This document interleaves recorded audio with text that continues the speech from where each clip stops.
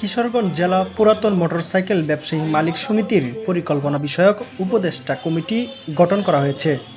শুক্রবার 13 সেপ্টেম্বর বিকেলে কিশোরগঞ্জ সদরের বিন্নাটি বাজারস্থ সাংবাদিক আলাউদ্দিন শুভর দিগন্ত মোটরস কার্যালয়ে মোহাম্মদ সেলিম আহমেদ এর সভাপতিত্বে সভায় পুরাতন মোটরসাইকেল ব্যবসায়ী মালিকদের নিয়ে সবার সম্মতিক্রমে এই পরিকল্পনা বিষয়ক উপদেষ্টা কমিটি গঠন করা হয়।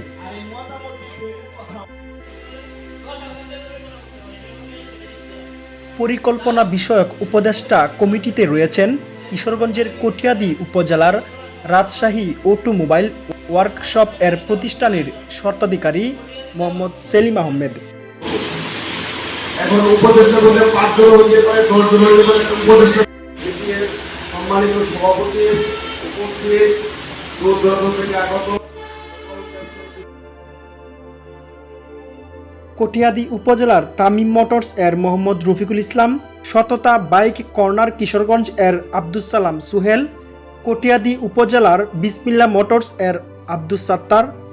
কটিয়াদী উপজেলা মক্কা মোটরস এর আব্দুল মান্নান, গোলাপ মোটরস কিশোরগঞ্জ এর মোহাম্মদ গোলাপ মিয়া, পাকুন্দিয়া উপজেলার নাবিল মোটরস এর মোহাম্মদ সুলতান উদ্দিন, পাকুন্দিয়া উপজেলার জননী বাইক কর্নার এর মোহাম্মদ লতিফুল হক, ভাই ভাই মোটরস কিশোরগঞ্জ এর বাবুল মিয়া, হুসেনপুর উপজেলার রাজন মোটরস এর মোহাম্মদ রাজন, দিগন্ত মোটরস 3 কিশোরগঞ্জ এর মোহাম্মদ ইকলাস উদ্দিন ও তারাইল উপজেলার পদ্মা মোটরস এর মোহাম্মদ ইকরাম হোসেন।